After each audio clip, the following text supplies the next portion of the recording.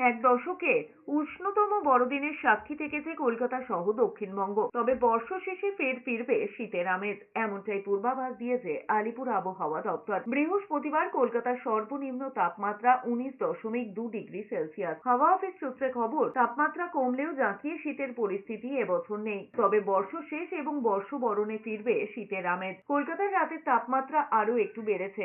সকাল সন্ধ্যে শীতের আমেজ থাকলেও কার্যত শীত উধাও কলকাতায়। দিনের বেলায় উষ্ণতার ছোঁয়া। সোমবার থেকে তাপমাত্রা কিছুটা কমতে পারে। বর্ষশেষ বা বর্ষবরণের শীতের আমেজ কিছুটা ফিরতে পারে। বছরের শেষ উইকেন্ডে বৃষ্টির পূর্বাভাস দক্ষিণবঙ্গে। শনিবার হালকা বৃষ্টি হবে 3 জেলাতে, পশ্চিম বর্ধমান, বীরভূম এবং মুর্শিদাবাদ। প্রভাব পড়তে পারে আশেপাশের 2-1টি জেলাতেও। হালকা বৃষ্টি দার্জিলিং, কালিম্পং, জলপাইগুড়িতেও। তবে পর্যটকদের জন্য সুখবর রয়েছে। শনিবার উঁচু পার্বত্য এলাকায় হতে পারে হালকা তুষারপাত। বরফ পড়তে পারে দার্জিলিংয়েও।